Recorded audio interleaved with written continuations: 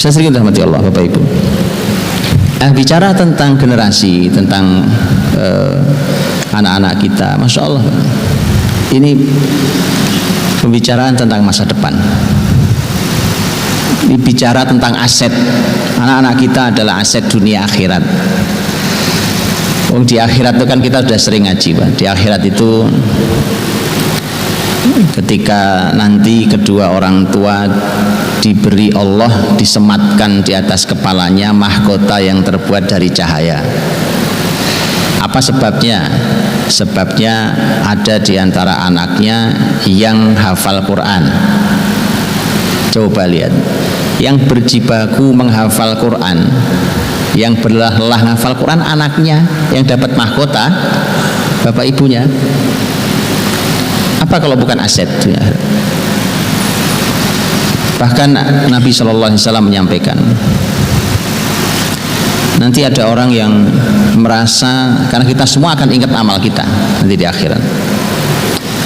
Begitu diberi Allah derajat yang tinggi, dia kaget dan mengatakan, ya Allah, ini bukan, tidak pantas buat saya, ini bukan posisi saya, karena amal saya tidak sebesar ini, tidak sebagus ini.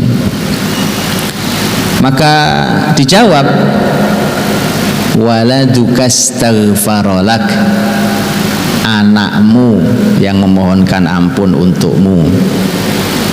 Anak lagi, gitu Pak. Kita sudah meninggal, putus amal. Idza mata bnu adam qata amaluhu illa min thalath. Kan gitu. Putus seluruh amal, orang sudah meninggal, tidak bisa beramal. Tapi masih ada 3 amal yang pahala yang ngalir terus. Ya kan, sedekahun jariyah, sedekah yang ngalir. Sedekah ngalir. Saya kalau sekarang sedekah 100.000 rupiah sekarang, saya sedekahkan, gitu kan? Kemudian nanti dia dibelikan makanan, dimakan, habis. Gak ngalir kan? Habis oh, gak ngalir. Ternyata Islam punya konsep sedekah yang mengalir, wakaf. Wakaf. Kalau saya sumbangkan apa, saya wakaf, saya infakkan air ini ke salah satu bapak ibu, saya berikan, Pak silahkan, saya dapat pahala. Tapi air diminum habis. Apa yang membuat mengalir? Saya wakafkan mata airnya. Betul?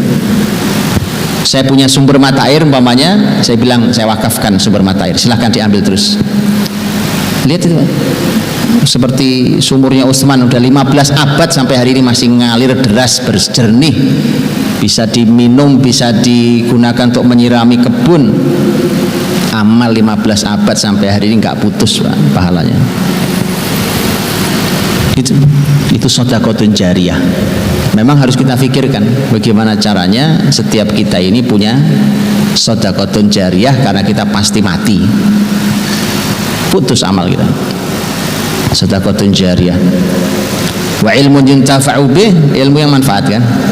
Nah, ini ilmu-ilmu yang diajarkan, terus diajar lagi ke orang lain, diajarkan lagi, disebarkan, manfaat, ditiru. Itu Masya Allah kan. Kita meninggal, ilmu kita masih terus berjalan di muka bumi ini pada murid-murid kita. Wa waladun salihun yad'ulah, anak soleh yang mendoakan. Kalau kita punya 3-tiganya, Masya Allah bahagianya. Sedekah jariyah iya, ilmu yang bermanfaat iya, anak soleh iya. Itu dahsyat. Jadi anak ini benar merupakan aset kita, bahkan dialah yang melanjutkan langkah kita sepeninggal kita. Makanya Nabiullah Zakaria itu di usia tuanya, kegelisahannya kan tidak punya anak, kemudian berdoa minta anak sama Allah. Bagaimana bunyinya? Gimana kalimatnya? Ada 3 doa Zakaria di Quran tentang anak, beda-beda bunyinya. Ada 3, ada beda-beda bunyinya. Yang pertama, Rabbi la tadzarni farda wa anta khairul warisin. Ya Allah, jangan kau biarkan aku sendirian, kesepian. Sudah tua nggak ada anaknya. Ya Allah, jangan kau biarkan aku sendirian, engkau sebaik-baik yang mewariskan, memberikan. Kemudian doa Zakaria juga, kalau yang ini dalam surat Al-Anbiya, kemudian dalam surat Al-Imran adalah Rabbi habli min ladunka dzurriyyatan thayyibah. Ya Allah, anugerahkan dari sisimu keturunan yang baik. Kalau yang dalam surat Maryam lain lagi bunyinya. Ini yang mau saya sampaikan. Dalam surat Maryam doanya Nabi Zakaria beda bunyinya. Intinya minta anak, intinya Pak. Bunyinya adalah wa inni khiftul mawaliya min warai wa kanat imraati aqira fahabli min ladunka waliya. Ya Allah, saya takut. Zakaria takut. Saya takut tentang generasi pelanjut setelahku. Sementara istriku sudah mandul, maka anugerahkan dari sisimu generasi pelanjut. Yarithuni wa yarithu min ali Yaqub waj'alhu rabbi radhiya. Yang nanti generasi pelanjutku ini bisa mewarisi aku dan mewarisi keluarga besar Yakub, Nabi Yakub alaihissalam, dan jadikanlah ia diridhoi. Jadi luar biasa Bapak Ibu. Jadi sebenarnya kalau bicara generasi, ini salah satu permulaannya. Ini kan belum punya anak nih, masih minta. Lahir juga belum, ya kan? Belum lahir, belum ada anaknya. Nabi Yahya belum diberi oleh Allah. Ternyata yang sudah ada adalah permintaan pada Allah, niat yang benar, dan satu lagi, berani memberi jaminan pada Allah. Apa jaminan pada Allah tadi? Kan kalau sampai Zakaria alaihissalam mengatakan, ya Allah, anakku ini nanti akan jadi penggantiku. Kira-kira pengganti kejelekan apa pengganti kebaikan Pak? Kebaikan. Tidak mungkin. Makanya tidak mungkin yang ingin diwariskan adalah umpamanya sifat buruk, enggak. Maka seakan sang ayah mengatakan, saya ini, di Zakaria seakan mengatakan, saya ini ya Allah orang yang baik, membawa kebaikan, membawa risalah kebaikan, membawa sesuatu yang bisa mengubah masyarakat menjadi lebih baik, maka harus ada pelanjut saya. Nah, tapi kalau kita tidak begitu orangnya, jadi orang tua, nggak berani lah ngomong gitu sama Allah, ya kan? Nggak berani. Makanya sebelum bicara anak, bicara diri sendiri Pak. Ayo kita bicara tentang diri kita sendiri. Memang sudah seperti apa kita? Itu awalnya. Karena anak-anak kita itu hanya cermin kita Bapak Ibu, enggak lebih. Ini cermin kita itu. Jadi lihatlah anak-anak, enggak akan lebih, enggak kurang Pak. Maka keteladanan itu dalam pendidikan Islam selalu nomor satu. Dan keteladanan itu Bapak Ibu itu seringkali menanamkan sesuatu yang tidak diajarkan. Nah, ini makanya Bapak Ibu suka kaget melihat, saya nggak ngajarin anak saya Pak, kok dia begitu ya? Anda lupa bahwa Anda memang tidak mengajarkan, ternyata Anda pernah mencontohkan suatu hari. Itu keteladanan tuh Pak. Jadi keteladanan itu sering menanamkan walau tidak diajarkan. Dia makanya hati-hati dengan memberi contoh. Dan ini yang sebenarnya komunitas seperti ini pentingnya Bapak Ibu, karena kalau di sekolah diajari ilmu-ilmu baik, di rumah mestinya disinkronkan dengan ilmu-ilmu baik, jangan ditabrakkan. Begitu ditabrak itu ya sudah buyar, minimal anak-anak bingung, itu minimal. Yang benar yang mana ya? Orang tua saya atau guru saya? Tadi di sekolah Bapak Ibu guru bilang begini, di rumah Bapak Ibu begini. Nah, makanya kemudian begitu wisuda, maka wisuda generasi bingung. Nah gitu Pak. Karena emang nggak sinkron antara sekolah sama rumah, nggak pernah sinkron. Itu generasi bingung. Jadi tulisan di belakang sini wisuda generasi bingung gitu Pak. Itu tulisannya. Angkatan kesekian gitu. Bahaya loh, bahaya. Jadi nanti apa yang dibangun sekian lama itu jadi menjadi nyaris tidak ada gunanya. Gitu ya. Jadi mulailah dari keteladanan diri kita. Jadi memang semua dari kita. Kemudian Bapak Ibu, memang inilah rumitnya di kita ini. Jadi orang tua ini nggak ada ilmunya, nggak ada sekolahnya. Ya kita buatlah sekolahnya ya. Tadi Ustaz Taufik Masya Allah sampaikan bagaimana orang tua kita dulu, ya kan, tidak punya ilmu kata beliau, tapi barokah. Ada ilmunya Ustaz. Beliau punya ilmu luar biasa. Allah berikan kepekaan terhadap alam di sekelilingnya. Karena ayat Allah itu apa yang tertulis itu adalah Quran, dan apa yang terlihat itu adalah semesta ini. Maka orang dulu kalau nasihati pakai ayat semesta, betul? Memang tidak hafal ayat Qurannya, tapi pakai ayat semesta. Itu ayat Allah, Pak. Begitu apa enggak? Orang tua dulu kalau nasihati gimana? Begitu nasihati. Kamu lihat pohon itu, nak. Nah, gitu kan? Saya juga dinasihati oleh orang tua juga pakai ayat semesta gitu loh. Dan saya ingat betul bagaimana dulu ini yang nggak hilang, karena Masya Allah itu kenapa Bapak Ibu, kenapa orang tua itu harus punya interaksi waktu yang sangat cukup dengan anak-anaknya. Nggak cukup anak ditaruh di sekolah itu. Al-Hikmah ini, sehebat-hebatnya Al-Hikmah ini nggak, bukan sekolahan sakti nih, Bu. Kemudian tiba-tiba akhir semester anak soleh gitu, itu mana ceritanya? Gak bisa. Amanah terbesar tentang generasi ini ada di pundak orang tuanya. Begitu hadisnya. Nabi mengatakan mamin mauludin illa yuladu alal fitrah fa abawahu. Nah gitu. Yuhawidanihi aw yunassiranihi aw yumajjisanihi. Jadi bapak ibunya tanggung jawab. Jadi tanggung jawab terbesar anak ada di bapak ibunya, bukan di sekolahan, Pak. Bukan di lingkungan, di bapak ibunya. Karenanya harus punya waktu yang cukup interaksi dengan generasinya. Apa yang dinasihatkan orang tua itu sering tidak terlupakan. Bapak Ibu lihat kan kisah Nabi Yusuf alaihissalam.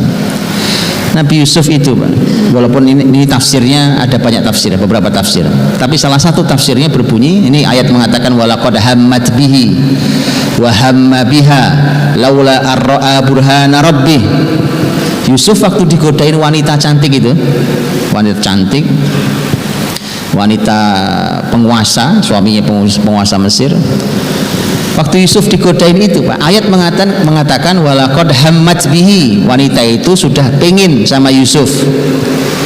Tapi wahamma biha, ternyata Yusuf juga pengen, Pak. Loh, nggak gampang kan?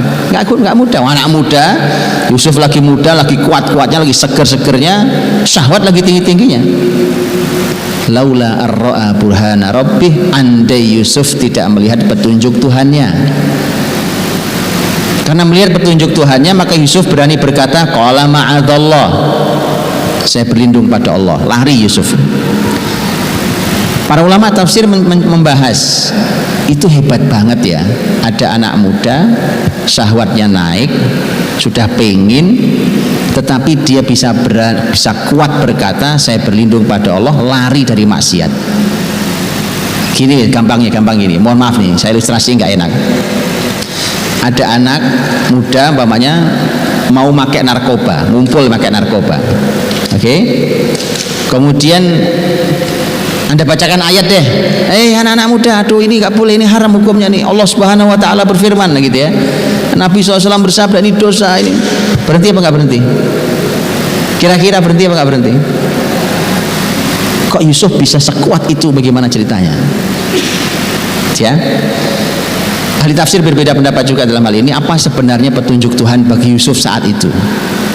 Saya pernah sampaikan di video pendek saya, salah satunya ini saya ambil dari diantara tafsir Imam Ibnu Katsir, bahwa Yusuf tiba-tiba melihat wajah ayahnya, Nabi Yakub alaihissalam, melintas.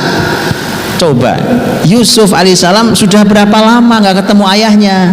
Ya kan hilang, bertahun-tahun nggak ketemu ayahnya. Sudah sejak kecil dia hilang, lepas dari ayahnya, terpisah wilayah jauh, Syam dan Mesir. Dari Syam, Mesir, terpisah jauh. Tapi kenangan dengan ayah luar biasa. Sudah pernah dicoba belum Syekh Abdul Qadir di sini untuk melihat bapak sama ibu itu ada nggak di kepala anaknya sebenarnya? Saya pernah nyoba, saya pernah coba. Nanti boleh dicoba di sini. Itu paling jujur Pak anak-anak itu. Saya pernah nyoba di anak-anak. Waktu itu liburan, bikin camp, Islamic camp gitu kira-kira di Bogor, kumpul anak-anak gitu dari berbagai tempat kumpul, anak usia SD, SMP. Kita bagi kertas semua sama pulpen. Sudah anak-anak, ya, dengarkan perintahnya, pegang pulpennya. ceritakan tentang ayah kalian. Apa saja, terutama kenangan yang paling berkesan. Anda tahu Bapak Ibu, rata-rata pulpennya nggak jalan, dipegangin begini, tengok kanan, tengok kiri, lama-lama ada yang angkat tangan. Maksudnya gimana ya Kak? Kamu tulis nak, kau punya ayah kan? Iya. Kan kamu pasti punya kenangan, entah mungkin jalan-jalan kayak apa aja deh, apa aja, main bola kayak apa kayak gitu. Gak jalan pulpennya Pak, karena tidak ada yang berkesan di kepala mereka, rata-rata. Setelah itu kita ganti. Dah, kumpulkan sini. Karena nanti kita bagi ke orang tuanya. Begitu orang tua datang jemput kan, kumpul Bapak Ibu. Ini anak Bapak Ibu, tanggung jawab nih. Ini kenangan Bapak Ibu terhadap para ayah nih. Mana usah tulisannya? Itu kenangannya kosong. Memang gak ada mau diapakan. Jadi tidak ada, Pak. Memang tidak hadir orang tuanya. Lihat Yusuf alaihissalam. Karena bapaknya melintas di kepalanya, itu yang berhasil menjadi benteng terkuat dari maksiat. Itu ayah tuh Pak, kekuatan ayah cuma melintas toh di kepalanya, itu bisa membentengi dia dari maksiat, padahal dia sudah pingin. Itu loh Quran mengasih panduan. Begitu Bapak Ibu ya. Ibu-ibu nungguin cerita yang ibu-ibu mana saat itu. Ibu nungguin. Kertas kita bagi lagi. Ayo nak, tulis tentang sekarang sang ibu, tentang bunda, mama kalian, tulis kenangannya apa. Nah itu pulpennya jalan Bu. Pulpennya jalan. Bahkan ada yang minta kertasnya kurang Ustaz. Sini. Sampai minta kertas. Ini kertas lagi nak. Iya Pak. Timpang pendidikan negeri ini Pak. Timpang pendidikan negeri ini. Saya lupa isinya apa, tapi paling nggak ada tulisannya ya kan. Mama cerewet gitu ya. Tapi paling tidak ada tulisan itulah ya, tulisannya. Dia punya kenangan dalam hidupnya dengan orang tuanya, kenangan baik itu. Itu penting. Nah, tadi saya cerita tentang Ustaz Taufik tadi kan, tentang bagaimana orang tua dulu yang penuh barokah. Memang beliau tidak hafal ayat, beliau tidak hafal hadis Nabi, tetapi beliau tahu ayat Allah di semesta ini. Itu ayat Allah ini Pak. Ayat Allah. Mereka ini ayat-ayat Allah. Pohon, batu, semua tunduk pada Allah. Semesta ini semua tunduk pada Allah. Dan itu cara Nabi ngajarkan iman ke sahabat juga. Jabir bin Abdullah Al-Bajali,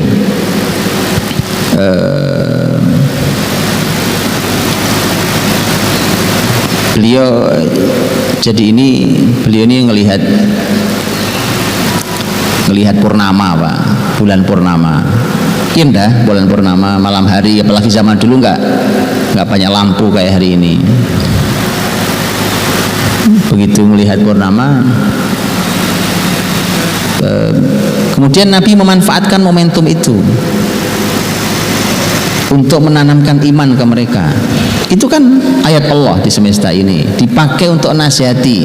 Nabi mengatakan, innakum satarawna rabbakum karu'yatikum hadzal badr la tudhamun. Kalian nanti akan melihat Tuhan kalian sebagaimana kalian lihat purnama ini, dan kalian tidak perlu lelah berdesakan. Cuma ngelihat purnama, tetapi dipakai untuk menanamkan nilai. Itu orang tua dulu juga begitu Pak, ya kan? Sederhana nasihatnya kadang-kadang, tapi masya Allah kenangannya juga indah. Saya punya kenangan tentang salah satu nasihat ayah saya. Dulu saya di Jawa Timur sini juga, usia saya SD SMP. Tidak lupa, dan kenangan itu ini tadi, kenangan tentang ayah itu masya Allah, tentang kenangan ibu itu masya Allah. Kenangan nasihat, dan nasihatnya nasihat alam Pak. Karena kami di desa, jadi masih banyak kebun seperti ini, masih banyak kebun pohon segala macam. Suatu hari beliau ingin menasihati saya tentang iman, tentang tauhid, tapi pakai alam. Pakai alam Pak.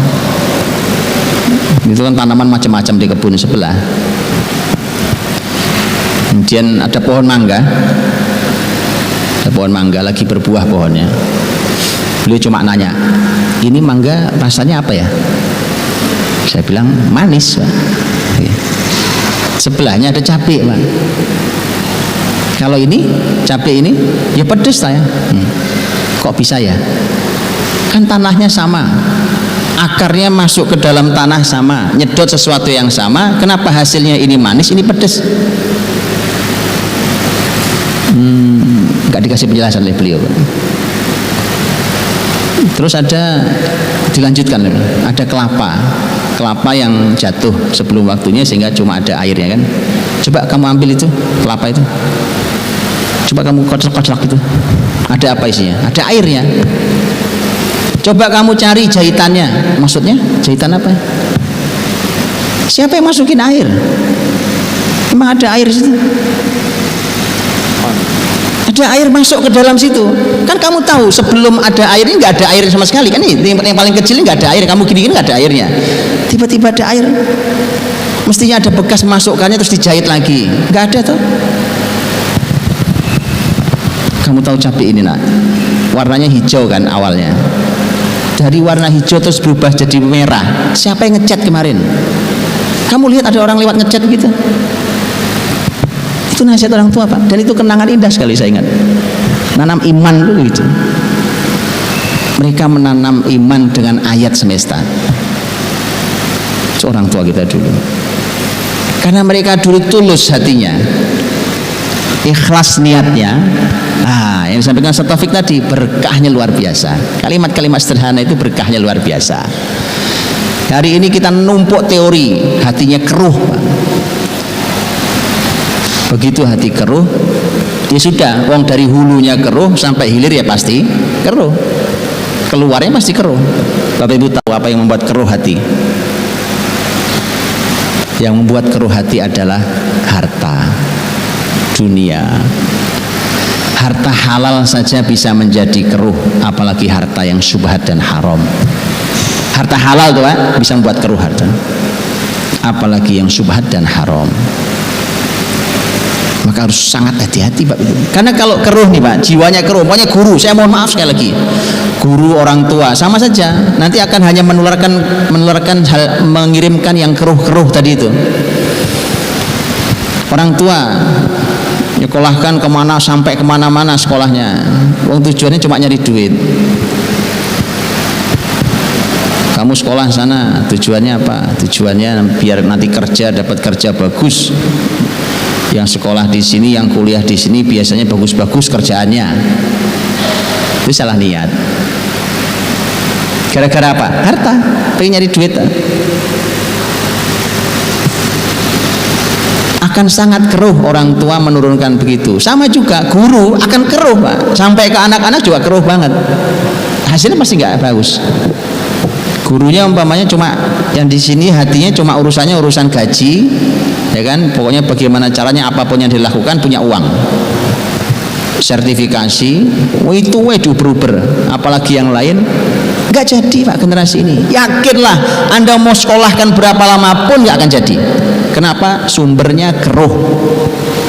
Jiwa-jiwa keruh hanya melahirkan generasi yang keruh. Nggak mungkin jadi generasi ini. Nggak mungkin jadi, Pak. Ya ini resepnya orang tua dulu tadi itu. Orang tua dulu Masya Allah, betul Ustaz ya. Dengan dunia apa? Ambisinya kayak gitu kan enggak? Ambisi orang tua dulu dengan dunia. Hari ini ambisi kita terhadap dunia ajaib. Nah, keruh itu teman-teman, Bapak Ibu, jadi sangat berbahaya buat generasi ini. Nah, Nabi bersabda, ini sabda Nabi, ini sabdanya ngeri, Bang. Ngeri tapi jarang yang ngeri, tapi mengerikan padahal.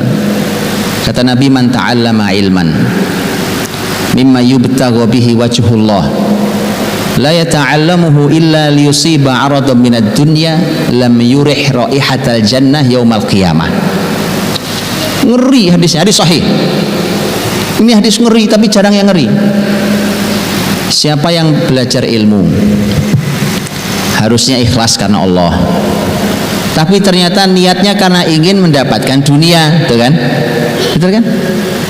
kerja, uang, posisi, jabatan, ijazah, itu dunia apa akhirat? Dunia semua.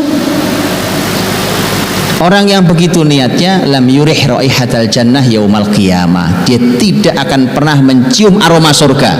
Oh, buru-buru masuk surga, Pak. Nyium aroma surga aja enggak. Aroma surga itu bisa dicium dari jarak sangat jauh. Wanginya itu saja tidak tercium. Kok bisa ya kita sekarang biasa banget gitu ya? Biasa aja kali Pak, orang juga gitu niat sekolahin anak mah niatnya. Coba baca kembali hadis ini. Ini sangat jelas loh, ilmu, temanya tema ilmu, nyekolahin anak itu ilmu, mendidik anak itu ilmu, niatnya dunia. Oke, bersihkan dulu itu Pak. Memang harus bersih-bersih dulu, kalau nggak bersih ya jelek hasilnya. Jelek, keluarnya ya jelek. Jadi kita bersih-bersih dulu. Oke. Bersihkan lagi yang lain, yaitu masalah harta. Masalah harta Bapak Ibu. Soal harta ini yang ngeri juga, ada hadis Nabi tentang masalah harta ini. Lahmun nabata min suhtin fannaru aula bih. Daging yang tumbuh dari barang yang haram, neraka lebih layak baginya. Nah terus gimana kalau anak kita suapi barang haram? Ini uang dibawa dari hasil yang haram, dari hasil yang syubhat, dibawa pulang ke rumah, kemudian dipakai jadi bajunya anak-anak, dikonsumsi, tumbuh badannya.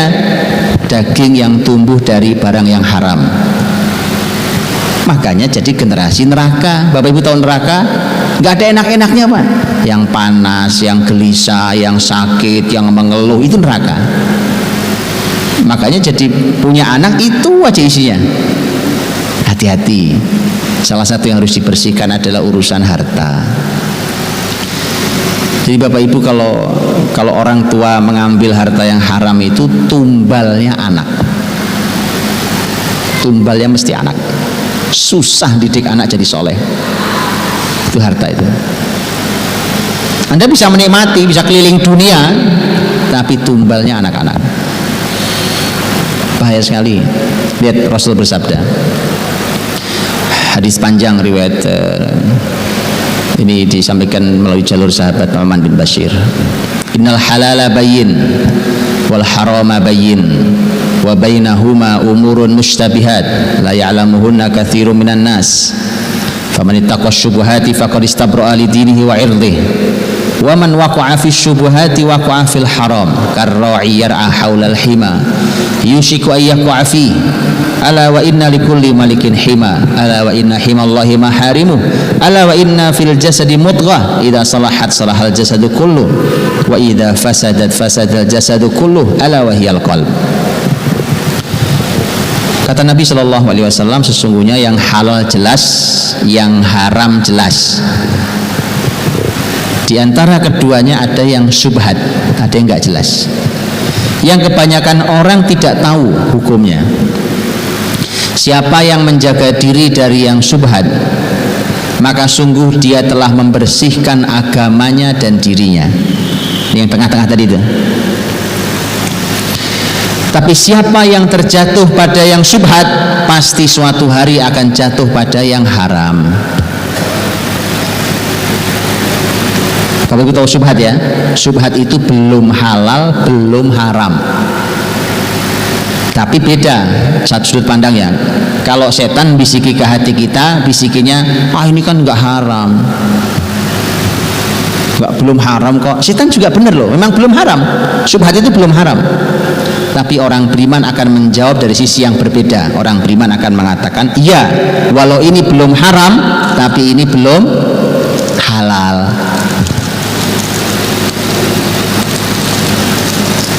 Nah ini kata Nabi, siapa yang terjatuh pada yang syubhat pasti suatu hari ngambil yang haram. Pasti itu Pak, syubhat haram. Karena haulal hima, seperti penggembala yang keliling-keliling di hima. Hima itu dulu tempat penggembalaan untuk ternak zakat. milik negara. Jadi tidak boleh ternak lain masuk ke tempat gembalaan khusus itu. Kalau ada penggembala datang terus menggembalakan kambingnya, muter-muter nggak masuk dia, Pak. Hima itu dilarang masuk. Muter-muter lama-lama masuk. Masih masuk. Dan ketahuilah, kata Nabi, setiap raja punya hima dan Allah pun punya hima, dan himanya Allah adalah larangan-larangannya. Dan ketahuilah bahwa di tubuh manusia ini ada segumpal daging yang kalau dia baik-baik seluruh tubuhnya, kalau dia rusak-rusak seluruh tubuhnya, itu adalah kolbu. Nah, lihat Bapak Ibu, bicara tema halal haram syubhat, ujungnya hati, ujungnya kolbu, ya kan? Itu artinya kalau generasi ini mau baik hatinya, maka jangan pernah membawa pulang rezeki yang meragukan, apalagi yang haram. Hanya boleh rezeki yang yakin 100% halal. Udah gak ada tempatnya di rumah kita rezeki yang kayak begitu itu, Bang. Kenapa? Karena di hadis ini pengaruhnya ke hati. Hati itu adalah panglima untuk seluruh anggota tubuh kita. Jadi kalau tangan, kaki, kepala, mulut, bibir, apa semua itu sebenarnya hanya terjemahan hati. Hati memang tidak terlihat, Pak, tetapi Allah memberikan tombol-tombol yang terlihat di anggota tubuh ini. Memang hati nggak bisa dilihat, tapi bisa dinilai. Karena ada tombol-tombolnya di sini. Ada mulut, okay? Ada bibir. Ngomongmu kayak apa coba? Ngomong, ya kita ngobrol yuk, ngobrol. Nah, ini imannya masalah. Dari mana taunya Pak iman kan dalam hati? Ya, Nabi ngasih tolak ukur. Ada tolak ukur lisan, hubungannya dengan iman. Gitu ya. Umpamanya Nabi mengatakan laisal mu'minu bitta'ani walal la'ani walal fahishi walal badhi. Orang beriman itu tidak mungkin lisannya suka nusuk, suka nuduh, suka melaknat, suka berkata kotor, dan suka berkata kasar.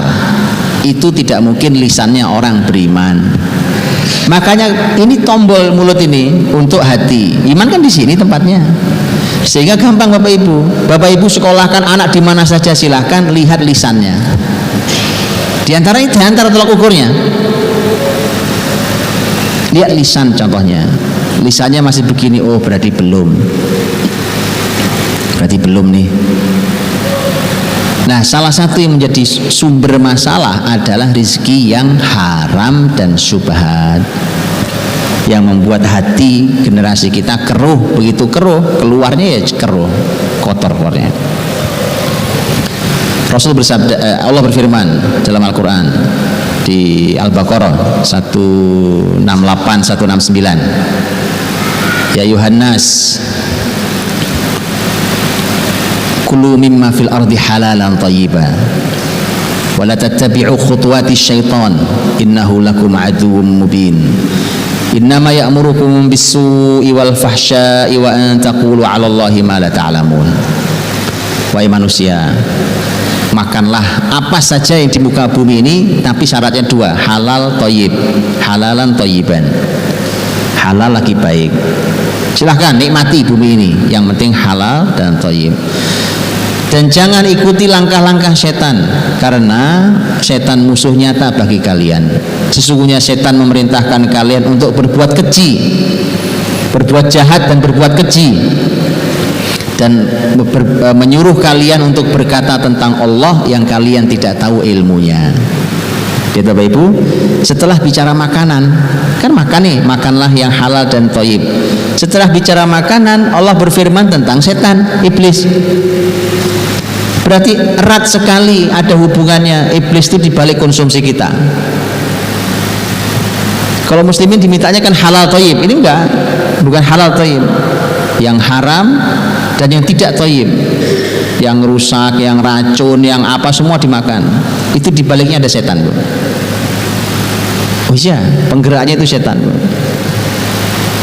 Masalahnya kalau sudah begitu, kalau sudah tidak halal, tidak thayyib, efek berikutnya adalah setan itu akan memerintahkan kalian untuk berbuat jahat dan keji. Coba bayangkan, awalnya makanan yang tidak halal dan tidak thayyib, ujungnya perbuatan keji dan mungkar. Ya, jadi mohon hati-hati betul. Masa rezeki Pak, sudahlah. Mau sampai kapan sih dinikmati rezeki yang haram, yang syubhat itu? Mau sampai kapan?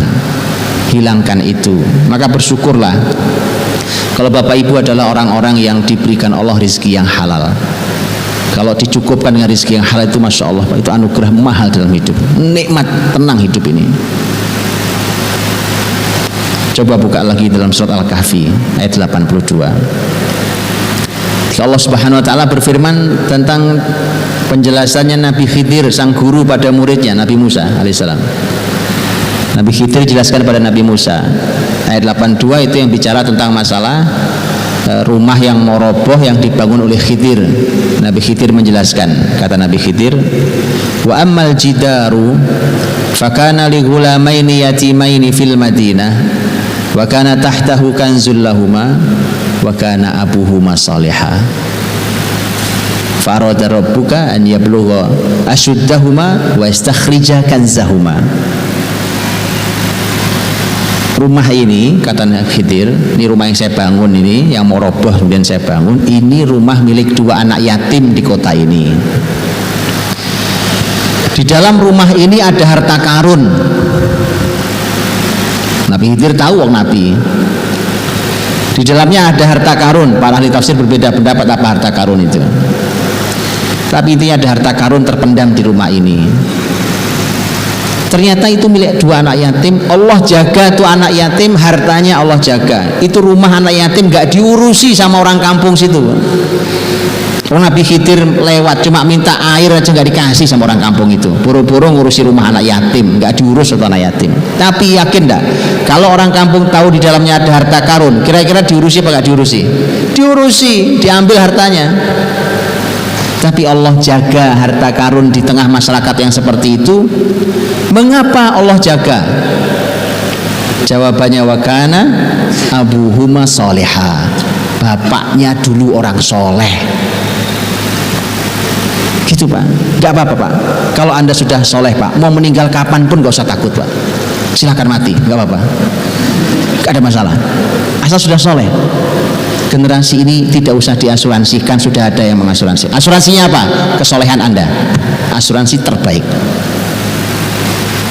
Gitu, betul tak? Perlu iman apa enggak perlu iman? Perlu iman Pak. Enggak, kita masih susah percaya. Wah Pak, tapi zamannya beda. Apa yang beda? Ini Quran, kitab suci panduan kita. Yuk saya kasih tahu yang lain lagi Pak, supaya kita yakin Pak, ini asuransi terbaik. Umar bin Abdul Aziz rahimahullah ta'ala, ini pemimpin besar Pak, dalam sejarah Islam, dinasti Bani Umayyah. Mimpin tidak lama, terus beliau meninggal tahun 99, memimpin 101, tahun 101 beliau wafat. Khalifah adilnya luar biasa, negeri makmurnya luar biasa. Umar bin Abdul Aziz di masanya susah nyari orang yang mau nerima harta zakat. Udah diputerin tuh duit sampai Afrika Pak. Kan itu kekhilafahan itu pusatnya di Damaskus, Suriah. Itu duit udah diputerin sampai Afrika, nggak ada yang mau nerima Pak. Nggak ada mustahik zakat. Semua orang berzakat, muzaki semuanya. Kalau di Surabaya begitu juga. Ini zaman Umar bin Abdul Aziz rahimahullah ta'ala. Umar bin Abdul Aziz sendiri adalah merupakan produk dari harta halal. Dimulai kisahnya dari sejak awal. Saya kasih dua kisah. Yang pertama kisah yang sangat terkenal, yang Khalifah Umar radhiyallahu anhu jalan keliling malam-malam, itu kebiasaan beliau sebagai pemimpin. Itu beliau belusuan malam-malam, nggak ada temannya. Terkadang ditemani hanya oleh satu stafnya namanya Aslam. Keliling sampai dia kedengaran dialog seorang putri dengan ibunya tentang susu itu. Tahu ya kisahnya ya? Sang ibu bilang, udah nak campur aja susunya, besok kita jual biar banyak, campur pakai air. Anaknya bilang, mah kemarin Umar sang khalifah sudah mengumumkan susu tidak boleh dicampur air. Umar pengen yang dijual itu susu murni. Ya, nggak boleh. Ibunya bilang, alah Umar nggak ngelihat. Anaknya jawab, kalau Umar tidak melihat, Tuhannya Umar ngelihat. Umar tandai itu rumahnya, Pak. Aslam, tandai rumahnya, pulang. Begitu pulang, Umar langsung kumpulkan anak laki-lakinya. Siapa yang mau nikah? Nah, gitu Pak. Jadi kalau ngelihat calon mantu hebat, jangan lama-lama. Kumpulin anaknya. Umar bilang, andai bapakmu masih pengen nikah, bapakmu yang akan nikahi, nggak perlu kalian. Itu kalimat Umar, Ustaz. Barakallahu fikum. Kalau bapakmu masih pengen, bapakmu yang nikah, nggak usah kalian. Jadi kalau ada orang hebat-hebat, segera aja. Ternyata ada satu anaknya Umar yang angkat tangan, namanya Asim putra Umar. Kata Asim, saya belum nikah, saya nikah. Baik, saya nikahkan besok nikah, Pak. Jadi bayangkan, anak presiden nikah sama putri penjual susu di pasar biasa. Kenapa? Ini bukan masalah apa, Pak. Ini masalah kualitas generasi. Ini orang-orang kayak begini nih, iman kokoh begini, lahir generasi pasti top. Asim nikah sama putri penjual susu, lahir anak-anaknya, di antara anaknya namanya Ummu Asim. Ummu Asim. Ini lahir anaknya, Ummu Asim namanya. Ummu Asim begitu dia tumbuh menjadi gadis, diminati oleh seorang petinggi istana namanya Abdul Aziz bin Marwan. Abdul Aziz bin Marwan waktu tertarik dengan Ummu Asim ini, dia bilang ke keluarganya, kumpulkan harta saya yang halal. Jadi ngomong harta halal, sejumlah 400 dinar. Saya mau menikah dengan seorang gadis yang hadir dari keluarga yang soleh. Nikahlah Abdul Aziz bin Marwan dengan Ummu Asim. Lahirlah anak bernama Umar bin Abdul Aziz, pemimpin hebat itu. Jadi Umar bin Abdul Aziz itu produk harta halal, Pak. Tadi itu dari mulai hati-hati, nggak mau nyampur ya susu sama air tadi. Kemudian Abdul Aziz sang bapak, kumpulkan yang halal dari harta saya mau nikahi wanita yang datang dari keluarga yang soleh ini. Jadi sejak awal nikah tuh dipingin bersih rumah tangganya, bersih. Nggak ada kesempatan uang haram masuk sini, subhat nggak ada tempatnya. Gitu ya. Nah, singkat kata terakhir, Umar bin Abdul Aziz meninggal. Ini panjang cerita dari Umar tadi kan? Umar, Asim, Ummu Asim, Abdul Aziz bin Marwan, Abdul Aziz. Nah, sekarang Umar bin Abdul Aziz. Umar bin Abdul Aziz, Allah berikan anak banyak. Anak itu 17. Waktu beliau meninggal, anak tinggal 11. Dan Umar bin Abdul Aziz rahimahullah ta'ala begitu rasanya sudah dekat ajalnya, dikumpulkan anak-anaknya. Sini kumpul semua anak. Kemudian melihat anak-anaknya datang dengan tampilan sangat sederhana, padahal beliau khalifah, memakmurkan masyarakatnya, tapi sederhana banget khalifahnya. Dan nampaknya ini menjadi kaidah mungkin ya. Kalau pemimpin sibuk memperkaya diri, pasti rakyatnya combang-camping, Pak.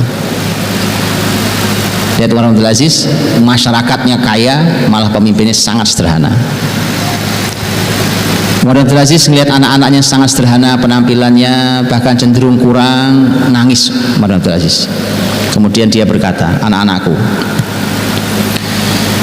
demi Allah, kalau ada hal-hal yang menjadi hak kalian, pasti ayah berikan pada kalian. Tapi kalau bukan hak kalian, tidak mungkin ayah berikan pada kalian. Jadi itu kenapa kalian jatahnya cuma segini, maksudnya kenapa jatahnya cuma segini, ya cuma segini hak kalian, yang lain bukan hak kalian. Kalau ayah ambil pun ayah dosa, bukan hak kalian. Kemudian dia berkata, nah, kalau ayah meninggal maka kalian hanya satu di antara dua pilihan. Kalian anak yang rusak, dan ayah mustahil memberikan harta ayah pada anak yang rusak karena akan membantu kerusakannya. Atau kalian anak yang soleh. Kalau kalian anak yang soleh, maka Allah berfirman, nah gitu kan. Kalau kalian anak yang soleh, ayah meninggal nih, kalian anak yang soleh, Allah berfirman, inna waliyallahu alladzi nazzalal kitaba wa huwa yatawallas sholihin. Sesungguhnya Allah lah penolongku yang menurunkan Alkitab, dan dialah Allah yang akan mengurusi orang-orang soleh. Nah, jadi kalau kalian generasi soleh, yang ngurusi langsung Allah lah. Gak usah khawatir, bapak meninggal, harta tidak ada yang ditinggalkan, tetapi asal kalian soleh. Nah, berarti sekarang dua, Pak. Kalau Al-Kahfi 82 yang soleh bapaknya, kalau yang kisah Umar bin Abdul Aziz ini yang soleh anaknya. Bapaknya juga soleh, tapi ini kisah tentang kesolehan anaknya. Karena nanti Umar bin Abdul Aziz meninggalkan harta cuma sedikit. Yang laki-laki dapat warisan cuma setengah dinar, yang perempuan seperempat dinar. Setengah dinar itu cuma 1 juta rupiah. Masuk khalifah warisannya cuma segitu. Laki-laki cuma dapat 1 juta rupiah satu anak, yang laki-laki. Perempuan 500.000 rupiah. Tapi harta halal itulah yang membuat anak-anak Umar bin Abdul Aziz kelak menjadi orang-orang yang sangat berkecukupan. Bahkan salah satu anak Umar bin Abdul Aziz itu sekali infaknya pernah infak 950 kuda perang, dikasih modal harta halal. Gitu Pak ya? Cukup Bapak Ibu ya, saya kira sudah cukup waktunya. Mudah-mudahan memberi masukan buat kita. Begitulah didik generasi ini memang harus dimulai dari kita dulu. Wallahu a'lam bishawab. Mohon maaf, taufik, barakallahu fikum.